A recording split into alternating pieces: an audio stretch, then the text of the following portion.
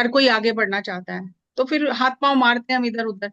लेकिन एक चीज तो हमें बिल्कुल लिख लेनी है अपने अंदर कि कोई भी शॉर्टकट नहीं है। अगर हम ये सोचे ना कोई शॉर्टकट है, तो शॉर्टकट कोई नहीं है। हाँ, साधना करनी है, वो उसके बिना कोई रास्ता भी नहीं है। तो जैसे अभी इन्होंने रिकैप किया बहुत अच्छे से कि जब गुरु पर हमें डाउट होता है, शंका होता है, जिसे पंजाबी में संशय कहा जाता है, सहसा कहा जाता है, जब गुरु पे शंका होता है तो समझो कि किस्मत बहुत फूट गई है।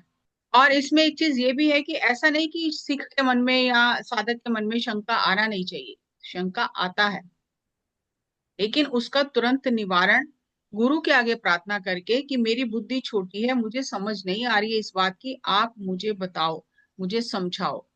तो फिर आपको अंतः प्रज्ञा से या किसी माध्यम से, किसी बुक से उस सवाल का जवाब मिल जाएगा। लेकिन जब हम शंका जो आता है मन में उसे बहुत लंबा चलाते हैं, दूसरों के साथ डिस्कस करते हैं, तो उससे बड़ा कोई कर्म नहीं है। तब हम अपनी यात्रा को बहुत लंबा कर लेते हैं, फिर कई जन्म लगते हैं। जब हमारे घर में सत्संग होता था तो चाचा जी, जिनको थर्ड आई ओपन थी, वो कहते थे कि कभी भी आपको किसी भी जगह पे जाके लगे कि गुरु ने ये अच्छा नहीं किया या गुरु को ऐसा नहीं करना चाहिए, तो कह रहे हैं कि आप रास्ता चाहे छोड़ देना, लेकिन मुंह पे टेप लगा लेना, गुरु की निंदा मत करना। क्योंकि अगर रास्ता छोड़ दिया, आपने घर बैठ गए शांति से, सब छोड़ दिया, मिलना जुलना सबसे बंद कर दिया, और लेकिन आपने गुरु के बारे में एक भी कोई ऐसा अपशब्द नहीं बोला, शंका नहीं किया, ठीक है मुझे समझ नहीं आ रहा, मैं घर बैठा हूं, तो एक दिन गुरु आपको निकाल लेगा। लेकिन अगर आपने निंदा की, शंका करके दूसरों से डिस्कस किया, तो फिर आपने अपनी यात्रा को कई जन्म लंबा कर लिया। तो मैंने बहुत ये जब कॉल्स आते हैं, बातचीत होती है, मास्टर्स जो लोग हैं उनसे भी जब बातचीत होती है, तो घूम फिर के हमें पत्री जी पर शंका होता है कि पत्री जी ने ऐसा क्यों किया, पत्री जी को ऐसा नहीं करना चाहिए, आचार्य जी को ऐसा नहीं करना चाहिए, मैडम को ऐसा नहीं करना चाहिए, और बस वो हम समझो हमने जितनी तपस्या की थी सब गड्ढे में डाल दी। और हमें लगता है कि हम तो सही बात कर रहे हैं ना, लेकिन हमारी बुद्धि कितनी है, हम ग्राउंड फ्लोर पे खड़े हैं, वो 50th फ्लोर पे खड़े हैं, 50वीं मंजिल पे। हमारी और उनकी दृष्टि एक कैसे हो सकती है? उन्हें जो दिखाई दे रहा है हमें नहीं दिखाई दे रहा, हमें जो दिखाई दे रहा है वो बहुत तुच्छ है, बहुत छोटा है, उसको कोई अस्तित्व नहीं है जो हमें दिखाई दे रहा है। लेकिन उन्हें जो दिखाई दे रहा है वो उस हिसाब से निर्णय करते हैं। अभी देखो छोटी सी बात है, लिफ्ट लगनी थी कहाँ, शिवरात्रि, शिवरात्रि पर मैडम ने अनाउंस किया सबके सामने, शिवरात्रि से अब दूसरी शिवरात्रि आने वाली है, रुकावटें आई, कई कुछ हुआ, परमिशन आचार्य जी ने कई बार नहीं दिया, उठ के चले गए, समझ ही नहीं आ रही थी क्या हो रहा है, कैसे होगा, होगा नहीं होगा, फाइनली क्या हुआ, हमने छोड़ दिया, होगा होगा, नहीं होगा नहीं होगा, हमें नहीं पता, सर जाने, सर का काम जाने, आचार्य जी जाने, आचार्य जी का काम जाने, हमने छोड़ दिया, होगा तो होगा, नहीं होगा तो नहीं होगा, जैसा चाहेंगे आचार्य जी और सर वैसा ही होगा। जब हमने दिल से छोड़ दिया तो लिफ्ट बननी शुरू हो गई। गया। कल सही। से कल से लिफ्ट का काम शुरू हो गया। और कल रात को जब अनुपमा जी का जन्मदिन था, मैं नीचे गई, बुलाया उन्होंने, तो वो जो यहाँ पे जिन्होंने सोलर लगाया है, तो वो बहुत आचार्य जी के करीबी हैं कई सालों से, तो उनसे मेरी बात हुई, तो वो कह रहे हैं कि मैंने कितनी बार आचार्य जी को कहा कि लिफ्ट के लिए आप परमिशन क्यों नहीं दे रहे हो, तो हंस रहे, कह रहे आएगा समय तो देंगे। लेकिन जैसे ही जिन्होंने लिफ्ट बनानी थी उनके अंदर का भाव बदला, जिन्होंने बनवानी थी उनके अंदर का भाव बदला, और हमारा भाव बदला, हमें कॉन्फिडेंस नहीं आ रहा था, हमें यकीन नहीं हो रहा था कि ये होगा कि नहीं होगा, जब हमने छोड़ दिया कि जो होगा सर जिससे करवाएंगे उससे कराएंगे, हमने छोड़ दिया, तो सब कुछ सही हो गया और बननी शुरू हो गई। और अब तो और मैं हमने ये भी छोड़ दिया कि लगेगी लगेगी, नहीं लगेगी नहीं हाँ, लगेगी। मैडम ने भी छोड़ दिया, पत्नी मैडम ने भी छोड़ दिया, ठीक है ना, होगा तो होगा, नहीं तो सीढ़ियां चढ़ जाऊंगी, कोई बात नहीं, सबने छोड़ दिया, सबने छोड़ दिया, तुरंत बननी शुरू हो गई। आज दूसरा दिन है, सीढ़ियां टूट रही हैं, तो अब जिस स्पीड से काम हो रहा है, तो वो तो कह रहे थे कि शायद शिवरात्रि तक ना बन पाए, लेकिन हम कोशिश करेंगे, तो लग रहा है बन जाएगी। तो वो बात है कि हमें शंका होती है, अरे वो क्यों आचार्य जी हाँ नहीं कर रहे, वो क्यों नहीं हाँ कर रहा, वो लेडी क्यों ऐसा करी, हम किंतु परंतु में उलझे रहते हैं, और जब तक हम अपनी किंतु परंतु पकड़े रखते हैं तब तक कोई रास्ता आगे बनता ही नहीं। ये तो एक बात हो गई हमारी आपकी, लेकिन जब हम गुरु पर किंतु परंतु करते हैं तब तो फिर बहुत दूर निकल जाते हैं। और जब हमने छोड़ दिया, सर जाने आचार्य जी जाने, और तुरंत काम शुरू हो गया। छोड़ना बड़ा मुश्किल है, हमसे छूटता नहीं है। हमें लगता है हमारी तो बुद्धि चल रही है सही, हमको जो दिख रहा है वही बात कर रहे हैं, ऐसा ही हो रहा है, ये तो सही नहीं हो रहा है। तो तुरंत सब चीजें हाथ से निकल जाती हैं।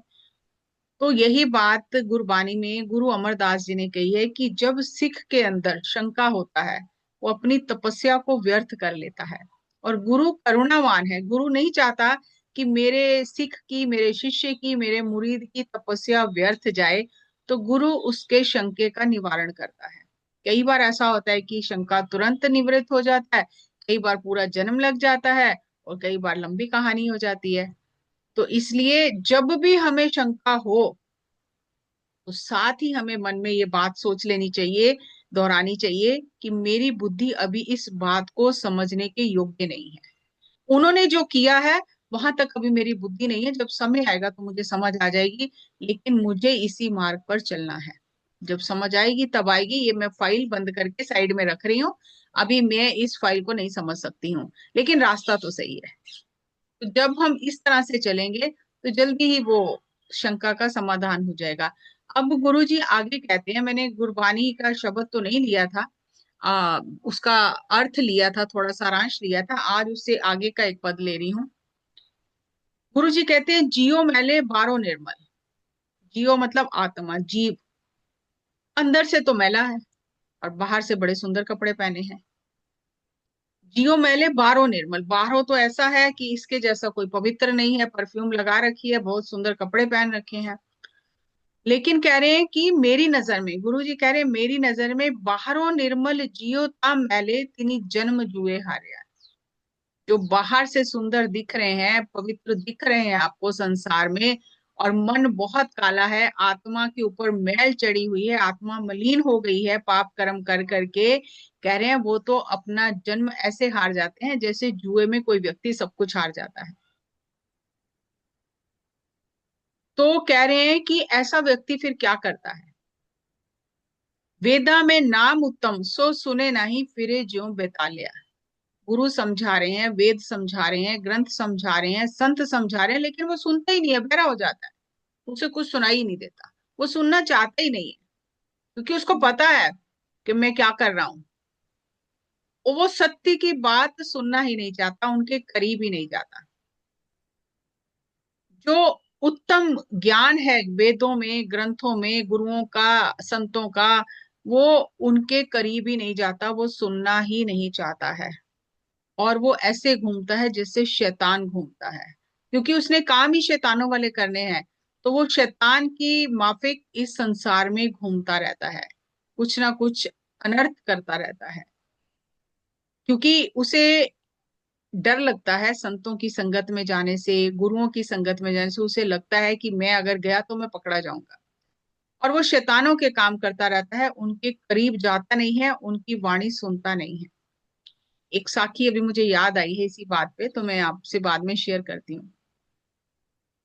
फिर आगे कहते हैं, कह नानक जिन सच तज्या, जिसने सच को छोड़ दिया, कूड़े लागे झूठ के पीछे जिंदगी बर्बाद कर ली, तिनी जन्म जुए हारया, पूरा जन्म जुए में हार गए। अब जब जुए में हार गए सब कुछ, तो कुछ तो बचा नहीं। फिर कब उठेंगे कौन जाने। तो ऐसे ही एक चोर था, उसकी जब मृत्यु हुई तो उसका बेटा छोटा था, बहुत छोटा था, मतलब आज समझो कि 7-8 साल का। तो उसकी माँ ने सोचा, चोर की पत्नी ने सोचा कि अगर इसे अब मैं बता दूं कि तेरा पिता चोरी करता था, और पता नहीं इसके दिल पर क्या असर पड़ेगा, अभी तो कच्चा है, इसकी बुद्धि भी कच्ची, जाके दोस्तों को बता देगा मेरे पिता तो चोर थे, चोरी करते थे।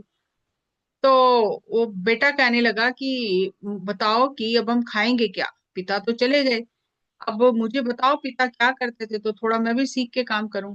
अब माता ने क्या किया कि कहा कि तेरे पिता का कमाया बहुत धन है, अभी तू बच्चा है, अभी तू लाइफ को एंजॉय कर, खा पी ऐश कर, अभी कुछ करने की जरूरत नहीं है, हमारे पास बहुत धन है।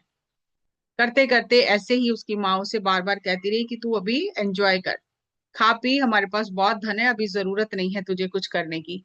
अब ऐसे करके फिर वो जवानी हो गई। जवानी में आया तो उसने कहा कि हर एक व्यक्ति काम करता है, मैं कब तक हाथ पे हाथ धर के बैठा रहूंगा, मुझे भी कुछ करना है, मुझे भी जाके समाज में धन कमाना है, कुछ करके दिखाना है। ऐसे थोड़ी सारी जिंदगी हाथ पे हाथ धर के बैठा रहूंगा कि पिता का कमाया बहुत है, और अगर हम घर बैठ के खाते रहेंगे तो एक ना एक दिन तो जरूर खत्म हो जाएगा। इतने सालों से तो खा ही रहे हैं। तो बताओ मेरे पिता क्या करते थे, और मुझे तो करना है, वो काम सीखना है। तो उसकी माँ ने कहा कि ठीक है, अब तू जिद कर रहा है तो मैं तेरे को बता देती हूँ तेरे पिता क्या करते थे, पर पहले मुझे वचन दे। उसने बोला बताओ क्या वचन दूं। तो माँ ने कहा कि तेरी चाहे जान भी चली जाए, तेरे को कोई कितना मारे, कितने लालच दे, तुझे ये सत्य नहीं बताना किसी को। जान जाती है तो जाने देना, तब मैं तेरे को बताऊंगी तेरे पिता क्या करते थे। उसने माँ को वचन दे दिया। वचन दे दिया तो माँ ने बताया कि तेरा पिता चोरी करता था। अब उसने कहा ठीक है, पिता चोरी करता था तो मैं भी चोरी करूंगा। अब वो क्या करते हैं कि कभी कभी जाके, अब जीन्स में तो है वो चीज, तो कभी जाके किसी दुकान पे किसी घर में चोरी करके ले आता है, और माँ बेटा बैठ के खाते हैं। फिर कुछ दिन बाद जाके चोरी कर लाता है, फिर माँ बेटा बैठ के खाते हैं। तो धीरे धीरे जब चोरियां बहुत होने लगी तो राजा कहने लगा कि भाई चोर को पकड़ो, इतनी चोरियां हो रही हैं तो चोर तो कोई तो है राज्य में ही है, पकड़ो। लेकिन इतनी सफाई से चोरी करता है कि पकड़ा नहीं जाता, और वैसे सारा दिन घर में बैठ के दोनों माँ बेटा ऐश करते हैं। तो राजा ने एक जो होती है ना, जिसे पंजाबी में तो फफ्फे कुटनी कहते हैं, अब हिंदी में क्या कहते हैं किसी को पता हो तो बताओ। जासूसी करना जाके, मतलब राजे रखते थे ना, जासूस रखते थे, और वो दूसरे राज्य में भी जाके जासूसी करते थे टाइप। तो उस समय लेडीज भी ये काम करती थी, आज भी करती हैं। तो उसे पंजाबी में फफ्फे कुटनी कहा जाता था, मतलब उसकी बातों में सच्चाई कुछ नहीं होती थी, वो तो भेद जानने के लिए जाती थी। तो अब राजा राजा ने कहा भी ये हद्दी हो गई है, चोर पकड़ा नहीं जा रहा है, रोज चोरियां करके चला जाता है और पकड़ा नहीं जा रहा। तो राजा ने एक वो फफ्फे कुटनी बुलाई और कहा कि तेरे को मैं बहुत इनाम दूंगा, तू मेरी चोर पकड़ने में मदद कर। देखिए अगर तूने गलत बंदा पकड़ाया तो तुझे जान से मार डालूंगा। तो उसने कहा नहीं, आज तक मेरा कभी, मेरा रिकॉर्ड है, आज तक मेरी कोई ऐसी गलती हुई नहीं है। तो आप मुझे थोड़े दिन का टाइम दो और मैं आपको चोर पकड़वा देती हूँ। अब उसने क्या किया, घर घर में जाके भिक्षा मांगनी शुरू की। अब जब वो भिक्षा मांगने जाती है, अब लोग तो हैंड टू माउथ है, कमाते हैं खाते हैं, तो किसी घर से उसे भिक्षा नहीं मिलती। जब भी भिक्षा मिलती है, इस चोर के घर से भिक्षा मिलती है। अब धीरे धीरे उसे कई मोहल्लों में घूमने के बाद उसे थोड़ा शक हो गया कि चोर हो ना हो इसी मोहल्ले में है, क्योंकि और किसी मोहल्ले से तो कुछ मिलता नहीं है। अब करते करते जब वो, जिसे आजकल कहते हैं ना रेकी करते हैं लोग, हाँ अब याद आया, रेकी करते हैं ना, तो वो पहले पूरा भेद लेते रहते हैं। तो फिर उसने जब देखा, लगातार जब वो मांग रही है, धीरे धीरे लोगों ने देना बंद कर दिया, लेकिन चोर के घर से तो रोज ही मिल जाता कुछ ना कुछ। तो बहुत अपना दिमाग लगा के, बहुत ये सब करके, हर दिन ढूंढ ढूंढ के, तो उसने राजा को जाके कहा कि मैंने चोर ढूंढ लिया, तेरा चोर इस मोहल्ले में है, तू अपने सिपाही दे और मैं चोर पकड़वा देती हूँ। हाँ, इससे पहले जब उसकी माँ ने उसे कहा ना कि मुझे वचन दे, 3 वचन लिए। एक तो कहा कि अपना पेशा किसी को नहीं बताएगा, दूसरा कहा कि हमारे घर के पास जो धर्मशाला है, जहाँ पे संत इकट्ठे होके सत्संग करते हैं, उसके पास से कभी गुजरना भी नहीं। और कभी तीसरा वचन ये दे कि कभी मजबूरी में गुजरना पड़ा, मान लो पीछे लग गए सिपाही या कुछ होगा, तो मजबूरी में हो सकता है तेरे को वहां से भागना पड़े और धर्मशाला के पास से गुजरना पड़े, तो एक काम करना, कानों में उंगलियां डाल लेना ताकि तेरे कानों में कोई शब्द ना पड़े वहां का। तो उसने तीनों वचन दे दिए। अब जब इसने कहा राजा को कि मैं पकड़ा देती हूँ चोर, तो राजा ने कहा ठीक है। तो जब ये आ, आके इसने दिखाया कि देखो ये घर है और माँ बेटा बैठ के आराम से खाते हैं, कोई काम धंधा नहीं करते हैं, और है तो चोर यही। और जब भी भिक्षा मिलती है इसी के घर से मिलती है, सारी दुनिया काम करती है, दोनों माँ बेटा सिर्फ बैठ के खाते, कुछ काम ही नहीं करते, कई दिनों से देख रही हूँ। तो राजा ने उस चोर को पकड़ लिया। जब चोर चोरी करके कहीं से जा रहा था, तो अब रंगे हाथों पकड़ना है, तो राजा ने पीछे सिपाही लगा दिए, और चोर भाग रहा है सामान लेके और सिपाही पीछे लगे हैं, तो उसे धर्मशाला के पास से गुजरना पड़ा। अब जब धर्मशाला के पास से गुजरा, वहां संत कथा कर रहे थे, अब इसके सिर पे तो वो बंडल बंधा हुआ है जो भी लेके आया उठा के। अब कानों में उंगलियां कैसे डाली, या तो बंडल छोड़े। तो जब वहां धर्मशाला की दीवार के साथ ये छुपा, तो संत उस समय कथा कर रहे थे कि जो देवी देवता होते हैं उनकी पलकें नहीं झपकती हैं और उनका परछाया नहीं होता, परछाई नहीं होती उनकी। अब ये शब्द उसके कानों में पड़ गए, और वो बार बार अपने कानों को कर रहा है कि मैंने कुछ नहीं सुना, मैंने कुछ नहीं सुना, मैंने कुछ नहीं सुना। लेकिन वो शब्द तो अंदर चले गए ना। अब ये पकड़ा गया, पकड़ा गया तो राजा ने जेल में डाल दिया। जब जेल में डाल दिया तो बहुत मारा, बहुत पहले प्यार से पूछा जैसे करते हैं, तो फिर मारा, बहुत मारा, इतना मारा कि इसको अधमरा कर दिया। अब ये कह रहा है मैंने चोरी की नहीं। तो राजा के मन में दया आई, राजा ने कहा कि ये तो इतना बच्चा ही है ये अभी, इतनी मार इसको पड़ी है, हो ना हो ये चोर ना हो, और मैं जो इतना इसे मार रहा हूं तो मुझे ये कर्म भोगने पड़ जाए। अगर ये सच्चा होगा, ये चोर नहीं होगा, तो मेरा क्या होगा। तो राजा ने उसको बुलाया, उस फफ्फे कुटनी को, कहा देख अगर आज रात ये चोर सच ना बोला, इसने हाँ ना का जवाब नहीं दिया, तुझे मार डालूंगा मैं। इतना तूने उसको मरवाया, इतना मरवाया, एक बार भी उसके मुंह से ये नहीं निकला कि मैं चोर हूं, क्योंकि उसको तो माँ ने सिखाया था मर जाना पर ये मत कहना मैं चोर हूं। तो उसने कहा कि मैं एक और मेरे पास फॉर्मूला है, एक और मेरे पास तरकीब है, तो आज वो अपने मुंह से कहेगा मैं चोर हूं तब तो आप मानोगे। तो राजा ने कहा अगर वो अपने मुंह से कहेगा मैं चोर हूं तो मैं मानूंगा। तो उसने क्या किया, दुर्गा का रूप बनाया, लकड़ी का शेर बनाया, बाजुएं चार बनाई, और लकड़ी के शेर के ऊपर सवार होके उसका कुछ ऐसा प्रोसेस किया कि वो शेर अपने आप चलते चलते वो वहां पहुंच गया जहां पर वो लड़का बंद था। और लड़का मन में क्या सोच रहा है, इतनी मार मैंने खाई है, अब सुबह तो मैं बोल ही दूंगा कि मैंने चोरी की है। वो अपने मन में ऐसा सोच रहा है कि मैं सुबह बता दूंगा हाँ ठीक है मैंने चोरी की है। अब इधर से ये देवी का रूप धार के जाती है, और ये जाके पहले ही सिपाहियों को समझा देती है कि जब मैं आऊं तो कोई शोर शराबा ना करे, और दरवाजे सब खुले रखें। मैं आऊंगी, मैं उस चोर से बात करूंगी, जो मेरी और उसकी बात हो वो लिख लेना, और राजा को सुबह बता देना। जब चोर अपने मुंह से कहेगा कि हाँ मैंने चोरी की, तब तो राजा मानेगा। राजा ने कहा ठीक है। अब जैसा उसने कहा था वैसी सारी व्यवस्था कर दी, और ये लकड़ी के शेर के ऊपर बैठ के धीरे धीरे वो उसके सेल के पास जहां वो कैद था वहां पहुंच गई। और जैसे ही वो जगमग जगमग प्रकाश हुआ, वो पीछे चक्र चल रहा है ये सब, तो उसने एकदम से देखा कि ये तो दुर्गा भवानी आई है। तो उसने नमस्कार किया। अब इसने जो बनी नकली दुर्गा थी, इसने कहा कि देख बेटा मैं दुर्गा भवानी हूँ, और राजा ने तुझे बहुत मारा है, और मैं तेरी मदद करने आई हूँ। और तूने अगर चोरी की है ना तो तू मुझे सच सच बता दे, तो मैं तुझे बचा लूंगी। सच तो बोलना पड़ेगा। और जैसे ही इस लड़के ने अपना मन बनाया कि दुर्गा भवानी है तो अब तो सच बोलना ही पड़ेगा, तो मैं बोल देता हूँ हाँ मैंने चोरी की है तो मुझे बचा लेगी। जैसे ही उसने अपना मुंह ऊपर करके उसकी तरफ देखा, चेहरे की तरफ, आंखों की तरफ देखा, तो उसकी पलकें झपकी। जब पलकें झपकी तो इसके मन में वो बात याद आ गई जो धर्मशाला वाले संतों ने कहा था कि देवी देवताओं की पलकें नहीं झपकती हैं। तब इसे दूसरा वाक्य भी याद आ गया कि उनकी परछाई भी नहीं होती है। तो इसने जब देखा तो उसकी तो परछाई बन रही है। तो ये समझ गया कि ये तो नकली है, ये असली नहीं है। तो उसने जो सच बोलने लगा था ना कि मैंने चोरी की है, तो तुरंत उसका मन बदल गया, और उसने कहा कि हे माता, अगर मैंने चोरी की होती तो क्या तू नहीं जानती है। ये तो राजा मुझे ऐसे ही मरवा रहा है, मैंने तो कोई चोरी नहीं की है, और अगर मैंने की है तो तू तो जानती है, तू तो अंतर्यामी है। जैसे ही उस बच्चे ने ये कहा, वो शेर फट गया लकड़ी का, बाजू गिर गए, और जो सिपाही थे उन्होंने इसको पकड़ लिया, इस औरत को पकड़ लिया, और राजा के सामने पेश किया, और कहा कि देखो ये झूठ बोल रही थी, इसने नाजायज ही एक निर्दोष को इतनी मार मरवाई है हमसे, तो यही गलत है।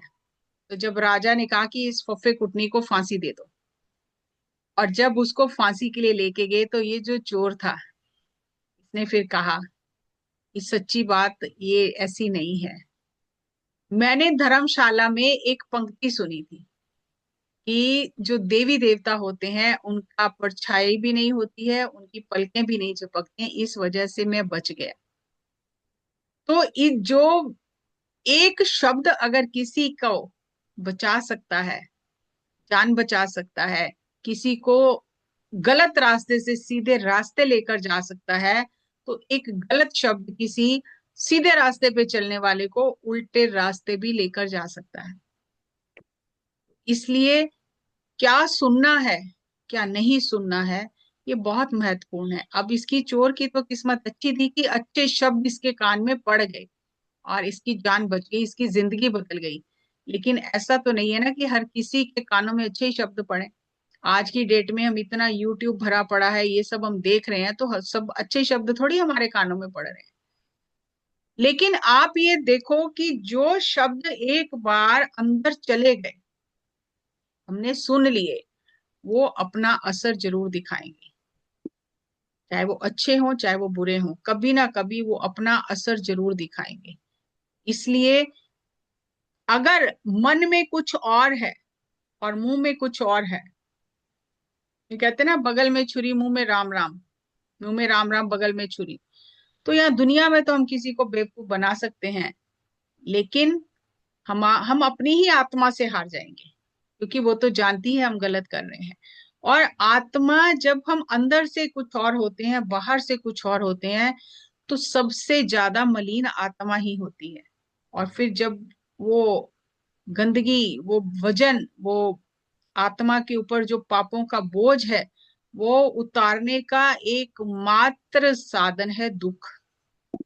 फिर जब दुख आता है तो हम रोते हैं कि मैंने ऐसा क्या किया जो मुझे इतना दुख हो रहा है। अभी मुझे भी तकलीफ होती है तो सोचो ऐसा क्या किया जो इतना कष्ट हो रहा है।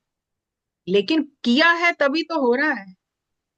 वो ठीक है कि नहीं पता क्या किया था, लेकिन ये तो तय है कि किया था, इसीलिए हो रहा है। बच नहीं सकते उससे हम। इसलिए बहुत, अब जिस उम्र के पड़ाव पर हम सब हैं, बहुत समझदारी से चलने का समय है। एक एक कदम फूक फूक कर रखने का समय है।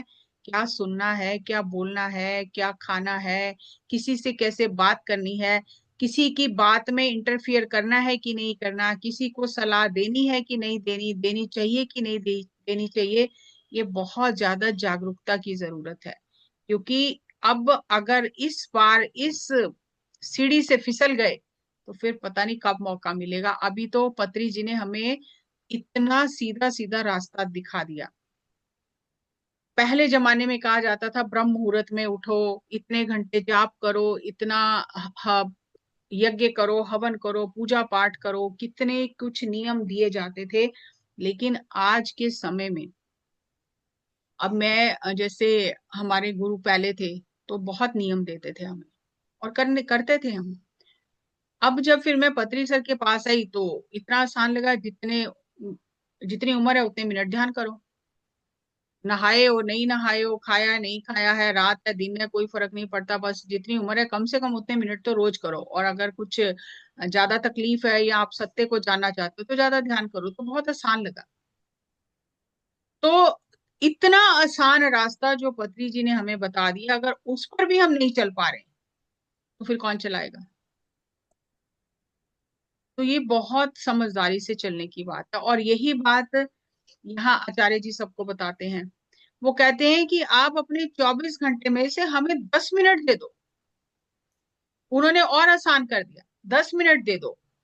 10 मिनट निर्विचार होने का हर दिन अभ्यास करो और 6 महीने बाद हमें बताना कि आप में क्या बदलाव आया है। तो आज के समय को देखते हुए, आज की परिस्थितियों को देखते हुए, इतना सुगम मार्ग जो हमें बता रहे हैं, अगर उस पर भी हम नहीं चल पा रहे हैं तो फिर कौन हमारा हाथ पकड़ के आगे लेके जाएगा। तो जस्टिफिकेशन तो हम जितने भी दे लें, लेकिन बात वही है कि अगर जो गुरु कह रहा है, गुरु के वचनों को सुना नहीं। अब यहाँ पे वो कह रहे हैं कि वेदों को नहीं सुना, तो वेद क्या है? जो गुरु कह रहे हैं वही तो वेद है। जो भी संत कोई बता रहा है वो वेद ही है। तो अगर संतों की बात नहीं सुनी, अपने गुरु की बात नहीं सुनी, तो फिर जन्म तो जुए की तरह हार जाएंगे।